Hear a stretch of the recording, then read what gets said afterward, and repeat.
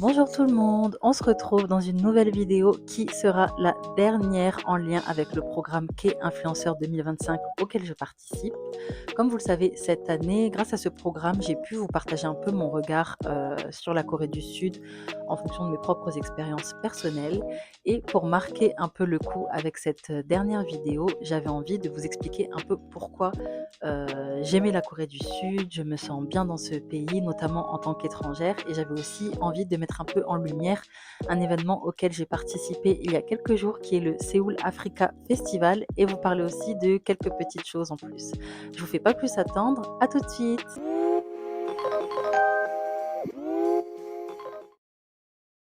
Alors en fait, comme je l'ai déjà probablement mentionné, moi la première fois que je suis venue en Corée du Sud, c'était en 2022 pendant 10 jours en vacances à Séoul, toute seule. Donc c'était mon premier solo trip, on va dire.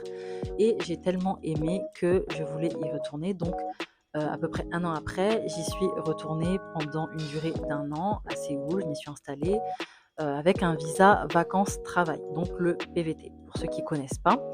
Et pendant toute cette année, cette longue année qui est passée super, super vite, je me suis sentie bon, il y a eu des hauts et des bas comme partout, comme tout le monde. En fait, je me sentais particulièrement bien. Genre, je me sentais vraiment moi-même, je me suis redécouverte, j'ai découvert des passions, des choses que j'aimais faire et en fait, c'est un sentiment que j'ai ressenti nulle part ailleurs et que beaucoup de personnes que j'ai côtoyées, ont ressenti en fait en Corée du Sud. C'est comme si ici tout était possible. Il y a beaucoup d'opportunités pour les étrangers y compris, oui, oui.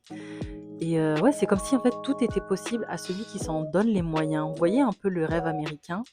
Et ben, ces dernières années, j'ai l'impression qu'il y a la même chose qui s'est produite en fait, mais en Corée, donc le rêve coréen. Et en fait, ouais, il y a tellement d'opportunités, surtout si vous êtes des personnes créatives, que vous aimez bien, créer des choses ou que vous avez, par exemple, envie d'entreprendre. Il y a beaucoup d'opportunités ici pour tout le monde, pour les étrangers. Et en fait, il suffit juste de savoir réseauter, savoir se vendre, savoir être au bon endroit et au bon moment et saisir les opportunités. Et c'est là, en fait, qu'on se rend compte que, enfin, en tout cas que moi, je me suis rendu compte que la Corée, en fait, contrairement à ce qu'on peut croire, s'ouvre de plus en plus, au monde. Parce que vraiment les opportunités qu'il y a, par exemple, pour les influenceurs, j'ai l'impression qu'en France et il y a des grands créateurs de contenu qui le disent, enfin des personnes avec beaucoup plus d'abonnés que moi en tout cas, qui disaient que c'était pas facile. C'est pas facile d'avoir des opportunités, c'est pas facile de se faire une place dans ce milieu, ça prend du temps et ça marche pas toujours. Alors qu'en Corée, je ne me considère pas du tout comme une influenceuse, mais je veux dire avec, le peu que je fais, le peu d'abonnés que j'ai et ben j'ai pu par exemple participer, à des événements, faire des collaborations. Donc j'avais fait la soirée d'Halloween, avec Exprivé. Franchement, c'était top. C'était un peu mon premier événement d'influenceur, donc j'étais trop contente et c'était vraiment cool. Je suis repartie avec plein de produits skincare. J'ai fait une collaboration aussi avec une clinique, donc pour soigner un peu mes problèmes de peau, et ça, dites-vous, la collaboration, j'avais vu, une annonce, sur Facebook, d'une fille qui avait posté sur un groupe où il y avait des étrangers. Ouais, ma clinique, recherche, des influenceurs, créateurs de contenu et tout pour, une collaboration skincare. J'ai participé avec mes petits 400 abonnés là que j'avais. J'ai juste envoyé des photos de ma peau bien gâtée et en fait, ils ont accepté. Donc en échange de, en gros que je les autorise à utiliser mon image et tout. Mais en même temps, je me suis dit: «C'est aussi l'opportunité pour moi de faire mon propre contenu que je mettrai sur mes réseaux à moi».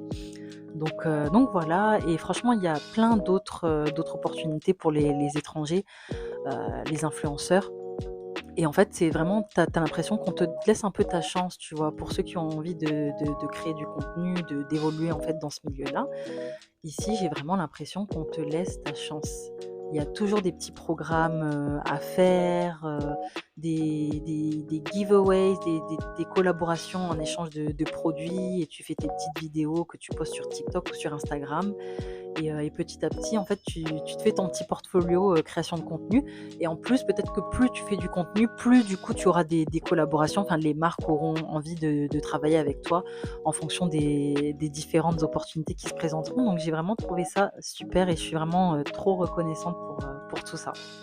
Donc franchement, ouais, si vous êtes des personnes créatives, que vous avez, envie de développer un projet artistique ici ou que vous avez envie d'entreprendre, que vous faites du modeling aussi, que vous êtes danseur ou vraiment tout ça et pas que, je trouve qu'ici, si vous vous en donnez les moyens, si vous êtes bosseur aussi, parce qu'il faut le dire, faut bosser, faut avoir envie de réussir.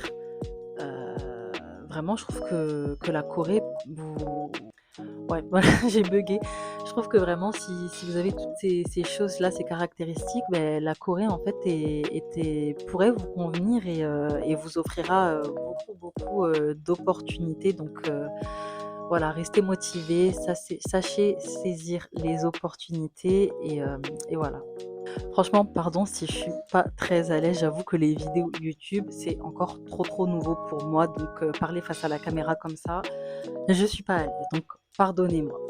Mais je m'y prends à la dernière minute comme d'habitude, donc j'ai pas le temps de faire 15 000 prises et il faudra, suivre la vidéo avec mes bugs et mes petites imperfections. Voilà. Et donc du coup, quand je disais que, je trouvais que la Corée s'ouvrait de plus en plus au monde et ben, en fait, c'est un sentiment que j'ai ressenti, particulièrement cette année quand j'ai fait le Seoul Africa Festival, la semaine dernière. Ce festival, c'est un truc qu'ils font depuis 8 ans, si je me rappelle pas. Cette année, c'était le 8e, si je me trompe pas et je l'avais fait déjà l'an dernier, quand j'étais en PVT. Là, vu que je revisitais la Corée, à cette période-là, bah, je tenais vraiment à le refaire parce que je trouve ça incroyable, en fait, un événement comme ça, en Corée. Je trouve ça vraiment, magnifique parce qu'en fait, c'est fou comme on présente, en fait, les différentes, cultures africaines et en fait, dans ce festival, en fait, on va introduire un peu, rajouter un peu, de la culture coréenne pour en faire un mélange, un mix des cultures, vraiment beau à voir. Surtout, bah, pendant le fashion show. Je ne sais pas s'ils l'ont fait, toutes les années, mais en tout cas l'année dernière, il y en avait un et cette année, il y en avait un qui était encore mieux. Vraiment, on sent que là, ils ont mis la barre vraiment haute parce que l'année dernière, c'était pas au même endroit, c'était, au pont Banpo, pour ceux qui connaissent, Séoul et cette année, ils l'ont fait à, Dongdaemun Design Plaza. Donc, déjà, c'était pas de la même envergure, on va dire. Cette année, c'était vraiment grand. Le fashion show, c'était vraiment genre, ça faisait vraiment genre professionnel.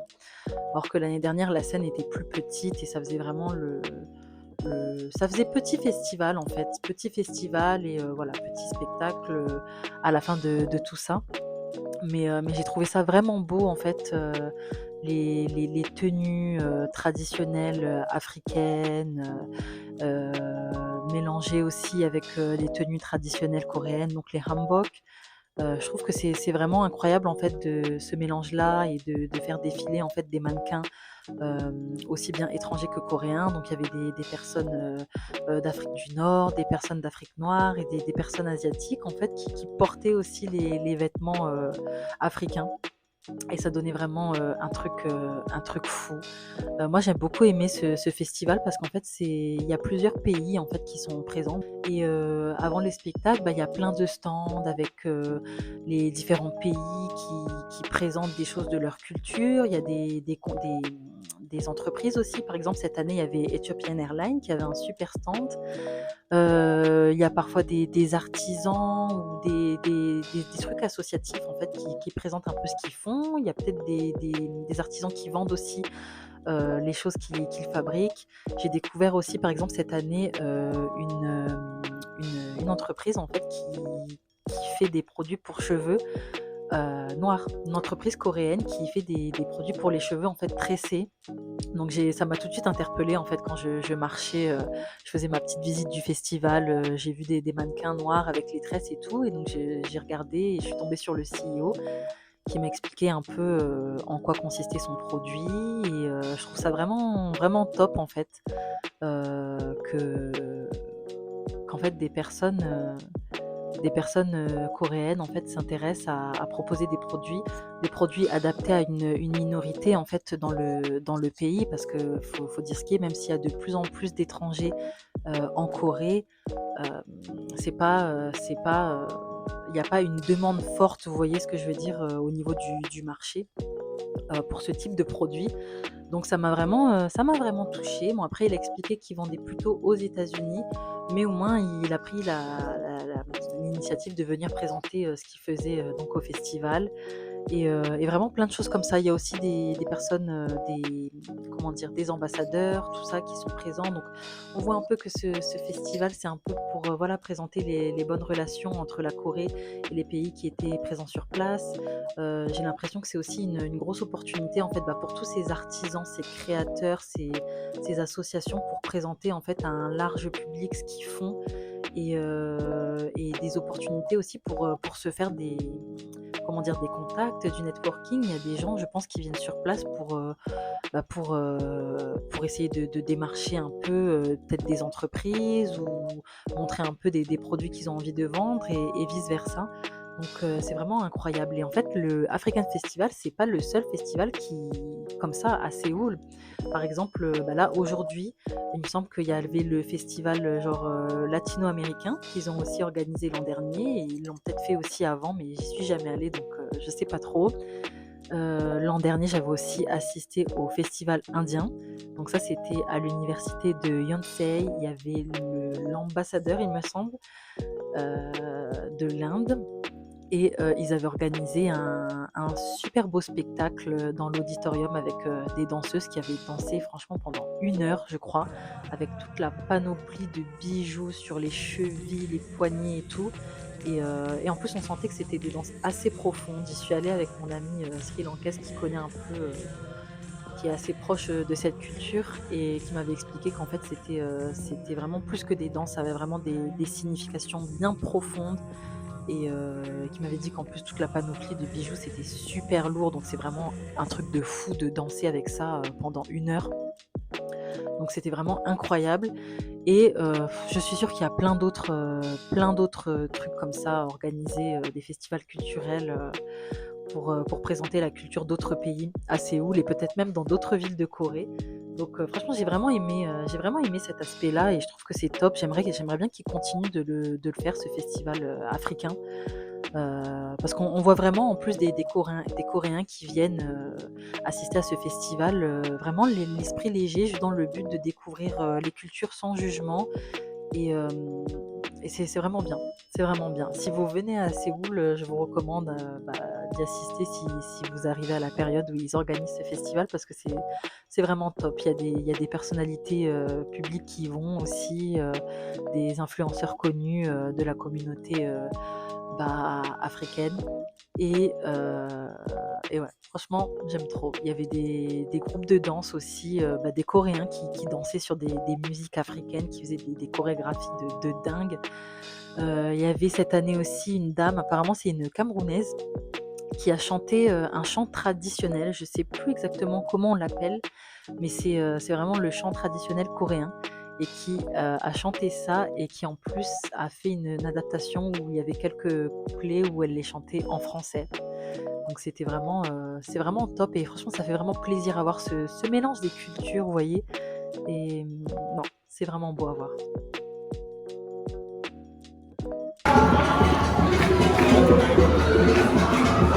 Bonjour!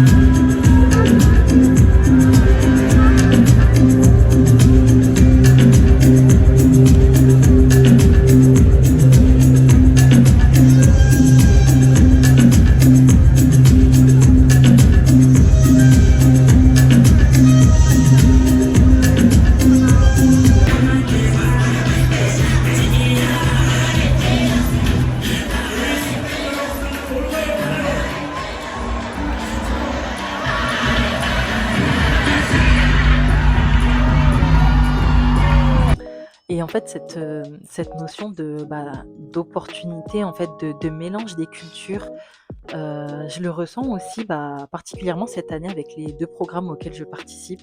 Donc le Quai Influenceur, le programme pour lequel je fais cette vidéo, là, et un autre programme qui est le programme des journalistes honoraires pour le site korea.net, qui sont 2 programmes, en fait, ouverts aux personnes du monde entier. Il y a même pas besoin d'avoir déjà vécu en Corée ou d'avoir visité la Corée. Il faut juste que vous soyez, intéressé un minimum par le pays, ou que vous en sachiez vraiment un minimum sur le pays pour créer du contenu ou écrire des articles sur ça, du coup. Et vraiment, je trouve ça incroyable parce que dans les 2 programmes, il y a vraiment des gens du monde entier. Pour les K-influenceurs, il y a peut-être des gens qui sont, en Inde, en Amérique latine, en Europe comme moi. Pareil pour les journalistes honoraires.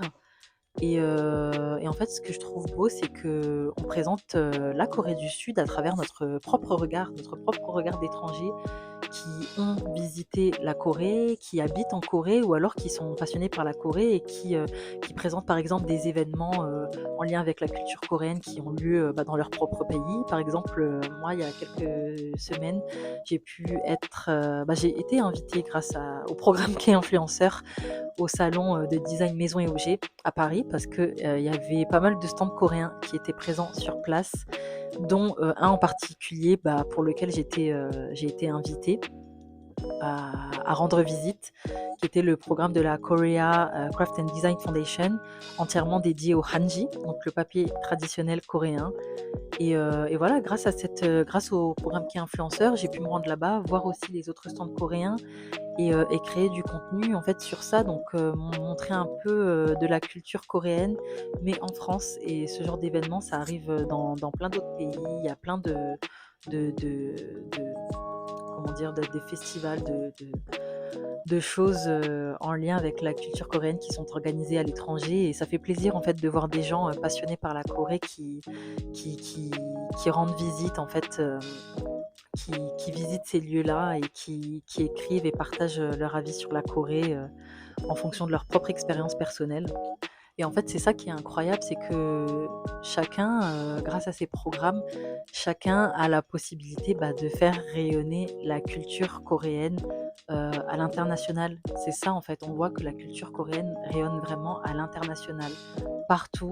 Quand je regarde les journalistes honoraires, le nombre d'articles que je vois, toutes les langues dans lesquelles sont rédigés les articles, et il y en a vraiment pour tous les goûts, ça peut vraiment parler de tout. Quand on dit la culture coréenne, c'est pas seulement, les K-dramas ou tu vois, visiter Séoul, les palais historiques, c'est vraiment tout. Ça englobe vraiment tout.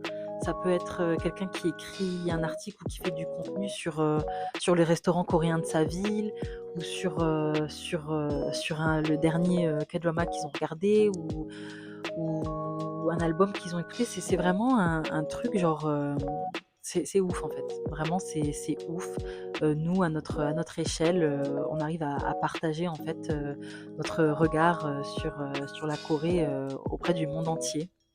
Et je trouve ça bien en fait qu'il y ait des programmes comme ça pour laisser l'opportunité à tout le monde, déjà d'une part de développer des compétences, pardon, parce que c'est aussi ça, les journalistes honoraires, on écrit des articles. Moi je suis pas forcément journaliste, mais je prends vraiment plaisir à écrire ça. C'est un peu comme, un petit journal intime, public, où je raconte des expériences, que j'ai vécues en lien avec la Corée, au monde entier. Enfin au monde entier, à ceux qui veulent bien le lire en tout cas. Et pareil pour les clés influenceurs, où on a des missions qui nous permettent de développer notre créativité, de nous améliorer aussi avec la création de contenu, parce que je passe vraiment des heures à monter mes vidéos, même si c'est vraiment, amateur pour le moment. Mais en fait, c'est parce que je découvre aussi, à chaque fois des nouvelles fonctionnalités, des nouvelles techniques pour le montage.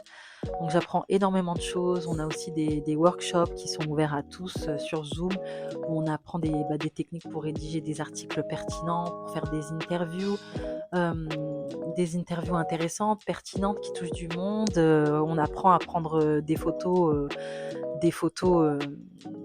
bonnes photos avec des bonnes techniques pour mettre en lumière des choses particulières. Et franchement, je suis très, très reconnaissante aussi de faire partie de ces 2 programmes. J'aurais jamais imaginé que j'aurais été sélectionnée. surtout cette année.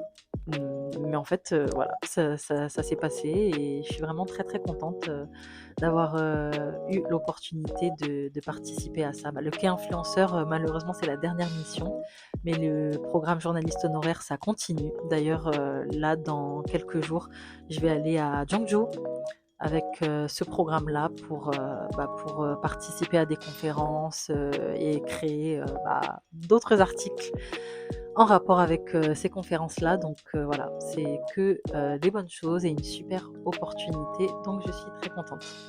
Donc voilà, tout ça pour dire en fait, franchement désolée si si ma vidéo elle vous paraît un peu brouillon, c'est vraiment que je suis pas à l'aise et pourtant j'ai préparé, hein, à la dernière minute, mais j'ai préparé. Mais, en fait, tout ça pour vous dire que moi, j'aime beaucoup la Corée du Sud et quand je suis dans le pays, je me sens bien parce que j'ai l'impression qu'en fait, c'est vraiment un lieu, d'opportunités, de créativité et de rencontres où en fait, forcément, quand tu arrives dans un nouveau pays, c'est important de respecter la culture et les traditions, vraiment dans n'importe quel pays. Et en Corée du Sud, la plupart des touristes qui arrivent, se plient aux règles et en fait, ce que j'aime beaucoup, c'est que en Corée, même s'ils ont une culture très forte, des traditions bien ancrées et que tu as souvent l'opportunité, en fait, d'être en immersion totale dans cette culture et ben, tu pas besoin de gommer ta propre culture. Tu vois ce que je veux dire? Par exemple, quand tu visites les palais, le fait de pouvoir, porter la tenue traditionnelle, les hanbok et visiter, les palais ou te balader même, en ville avec, je trouve que ça montre en fait que voilà la Corée, a envie de faire découvrir sa culture, aux touristes, aux gens qui visitent, aux étrangers, en fait. Donc leur laisser la possibilité de porter cette tenue traditionnelle qui existe depuis, des siècles et des siècles pour visiter, pour être en immersion totale, pour aller de visiter les lieux comme les hanok ou les palais, c'est beau et en fait, j'aime bien moi quand je vais toujours visiter les palais, de voir, les étrangers porter la tenue. Genre, comme des princes et des princesses et c'est vraiment beau en fait, ça fait vraiment un beau mélange de cultures et en fait c'est ça, ça donne la sensation qu'on est invité en fait à découvrir cette culture. Moi j'ai vraiment l'impression que les Coréens, je trouve qu'ils sont pas mal accueillants et ont envie en fait de faire découvrir leur culture, aux étrangers qui visitent le pays. Et, voilà, vraiment, c'est un aspect que j'aime beaucoup en Corée.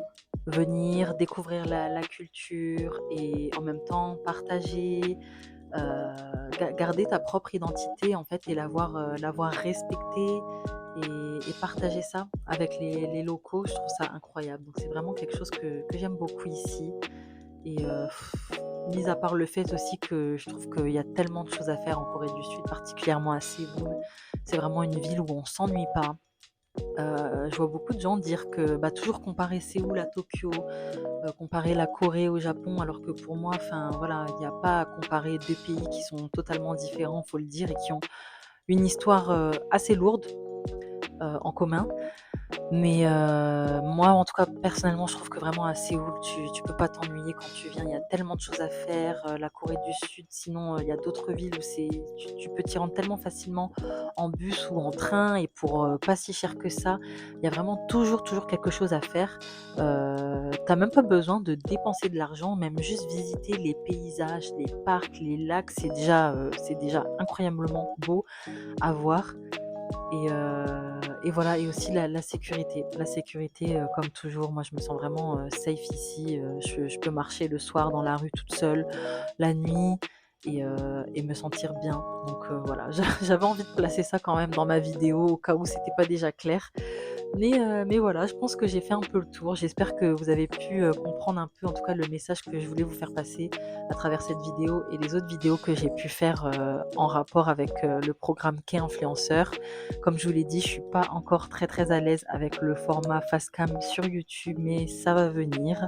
En tout cas, le plus important, c'est que le message est clair. J'ai essayé de parler le plus justement possible et d'éviter les maladresses ou les clichés. Donc voilà, j'espère en tout cas n'avoir offensé personne. Je pense pas avoir offensé quelqu'un. Heu, mais voilà. Bien évidemment, il y aura d'autres vidéos sur ma chaîne en rapport avec la Corée du Sud. C'est juste que là, le programme K-influenceur touche à sa fin. Peut-être que je le referai l'année prochaine, je ne sais pas. À voir. Mais en tout cas, vraiment, j'étais contente d'avoir participé à ce programme. Merci à ceux qui ont visionné les vidéos que j'avais pu faire dans les premières missions sur Instagram et TikTok. Et ceux qui ont suivi, je crois, les 3 dernières vidéos sur YouTube, celle-là inclus. Merci à ceux qui se sont abonnés, à ces quelques personnes qui se sont abonnées. Et voilà, et pour la suite, il y aura forcément du contenu en rapport avec la Corée du Sud parce que je vous dis, j'ai encore plein d'autres vlogs qui datent déjà d'il y a presque 1 an et demi à monter. Il y en a d'autres qui arrivent de mes vacances là en Corée. Et voilà, j'espère que je serai un peu plus à l'aise dans le futur avec ce genre de format vidéo. En tout cas, merci d'avoir visionné et à très très vite. Bisous!